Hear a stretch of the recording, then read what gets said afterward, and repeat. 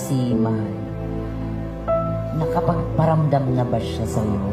Kahit man lang sa panaginip, ganyan. Oo. Halos sa araw-araw. Ewan ko lang, pero ang ano sa akin, yung paro-paro, usually ngayon lang yun nangyari sa akin.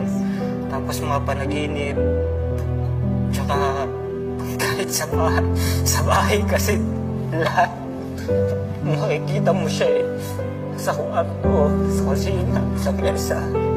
Kaya minsan hindi na ako natambay sa bahay, doon lang ako sa likod. Kasi naalala ko palagi siya. Ang hirap niyang kalimutan eh. Lahat ng sulok. Sobrang hirap niyang kalimutan. Hindi ako maka-move on pa sa nangyari sa kanya. At syempre, alam naman natin, milyon-milyon, talaga naman ang nagmamahal sa inyong dalawa, naging popular, lahat ng mga vlogs ninyo, millions of views, di ba? Eto Mix, itutuloy mo pa rin ba yung nasimulan ninyo ni Mahal? Oo, tutuloy ko pa. May mga usapan naman kami na about sa mga content, yung pagtulong namin na gagawin, na naumpisahan ka namin kay Mura. This time kasi may mga nagsasabi din na ituloy ko din, at sa akin talagang tuloy pa rin yan. Kung ano yung nasimulan namin ni Mahal, tutuloy ko pa rin dahil doon niya nagustuhan. Mas nagugustuhan niya yung gagawin namin sana na ngayon na pagtulong, yung pagbigay sa nangangailangan, which is yun talaga yung gagawin namin talaga na gusto kong gawin.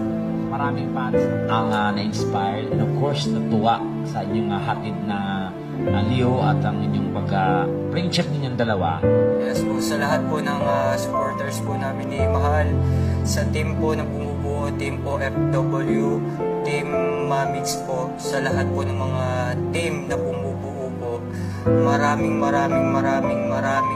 salamat po. Taos puso po ako nagpapasalamat sa inyo sa mga tulong ninyo na binibigay, sa mga suporta na binibigay niyo po sa amin, sa akin, at saka kay Mahal. Hanggang sa huling hininga po ni Mahal, hanggang sa huling araw po ni Mahal dito sa mundo, hindi po kayo nakalimot na iparamdam yung pagmamahal niyo po sa amin, lalo po kay Mahal.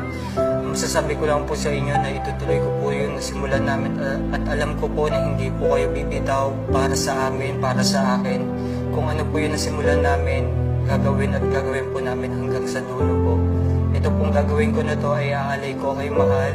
Maraming salamat po sa inyo lahat. Yun lang po.